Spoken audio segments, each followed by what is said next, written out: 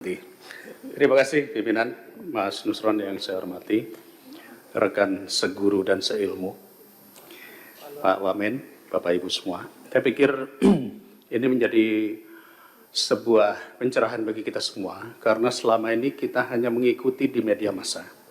Kita mengikuti apa yang terjadi di Komisi 4 kemarin, ribut-ribut, dan tentu kami mengatakan ini akan sampai pula ke Komisi 2. Dan setelah penjelasan tadi, kita mulai melihat benang merahnya. Kalau saya perhatikan, benang merah ini berasal dari usulan desa. Dan saat ini kepala desa itu sudah dipanggil kejaksaan, kalau saya tidak salah ya, terutama yang Kohot. Agak unik ini, karena desa Kohot ini hampir mayoritas 263 bidang, 390 hektar ada di situ. Di desa lain, malah tidak ada, hanya ada mungkin satu desa yang 3 bidang gitu ya. Nah, pertanyaan saya yang terbesar adalah kenapa desa Kohot? Kenapa harus di situ yang paling banyak? Padahal kalau kita lihat perluasan PSN tadi malah tidak ada sama sekali. Lalu kenapa pemerintah daerah, terutama dalam hal ini adalah Kabupaten Tangerang, dengan mudah membuat RT RW ataupun tata ruangnya tanpa melakukan pemantauan secara khusus? Saya mengapresiasi yang disampaikan Mas Menteri tadi, bahwa ini ada oknum ATR yang bersalah dan sudah dilakukan penindakan. Saya pikir ini sangat bagus karena jadi tidak melebar kemana-mana. Kita tahu bahwa usulan-usulan di bawah sekian ribu meter itu adalah di level kantah. Artinya ini sudah diselesaikan, oknum-oknum itu harus ditindak. Tentu harus melalui proses jalur hukum. Tetapi sekali lagi, saya masih bingung, Pak Nusron ya, kenapa desa Kohot paling banyak dibanding dengan desa lain? Ya, bahkan saya dengar katanya kepala desanya naik Rubicon. Kami aja belum tentu kebeli di sini. Jadi ini menandakan bahwa ada permainan antara pengembang atau pengusaha dengan wilayah-wilayah tertentu yang dimudahkan. Dan uniknya ini Kabupaten Tangerang ini cukup banyak. Di Jawa Barat, di Bekasi, saya dengar kemarin beritanya, itu oleh pemerintah provinsi ditolak penggunaan KPPRL itu ya, itu ditolak padahal sudah mengajukan berkali-kali. Nah, saya tidak mau mencari kesalahan di mananya, tetapi kira-kira prosesnya bagaimana sih dalam proses penentuan RT RW ataupun tata ruang oleh pemerintah daerah bahkan sampai ke desa, dan kemudian apakah rekomendasi GIRIK itu hanya cukup dari kepala desa saja? Karena kalau tidak, ini nanti akan termanfaatkan juga di desa-desa lainnya. Rekomendasi hanya keluar dari kepala desa. Dan kalau nggak salah di desa Kohot ini kan banyak dipalsukan. Nah, proses pengusulan menjadi GIRIK dan sertifikat hak milik, perlukah kita kaji ulang? Karena kalau tidak, ini nanti akan terjadi di tempat-tempat lain. Dan ini mungkin sudah terjadi di beberapa wilayah, ya, Makassar dan lain-lain. Itu yang pertama.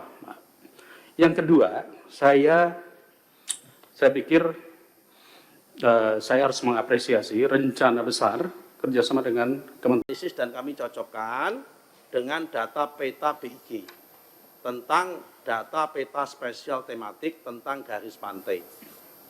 Mana yang ada di garis pantai, mana yang ada di luar garis pantai. Karena kalau yang di luar garis pantai itu tidak bisa disertifikatkan, karena itu namanya masuk dalam Kemen Property atau Kemen Land. Sementara yang masuk di dalam garis pantai itu masuk namanya Private Property. Ini yang bisa disertifikatkan.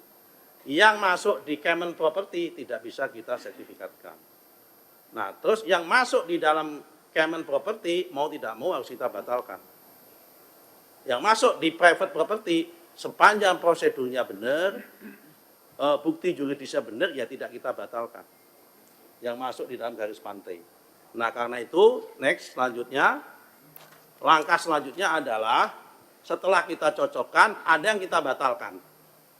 Ya kan, pembatalan hak atas tanah.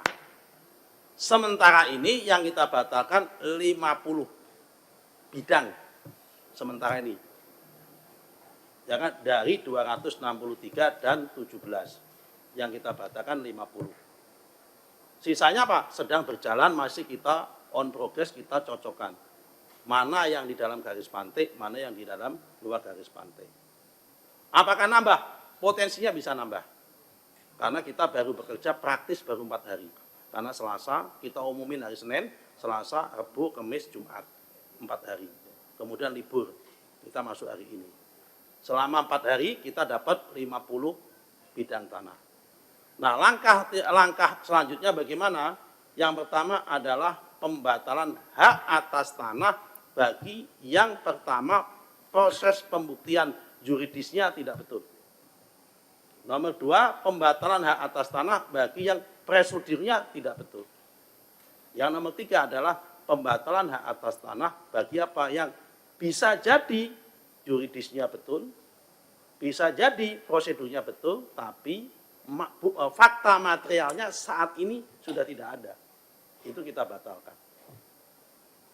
Nah, kemudian nomor 2, kita melakukan audit investigasi terhadap proses penerbitan sertifikat tersebut. Dari hasil audit tersebut, kita merekomendasikan pertama, rekomendasi pencabutan lisensi kepada KJSB, Kantor Jasa Survei Berlisensi. Karena yang melakukan survei dan pengukuran itu perusahaan swasta. Karena di kita menggunakan 2 survei. Pertama, survei oleh petugas ATR BPN.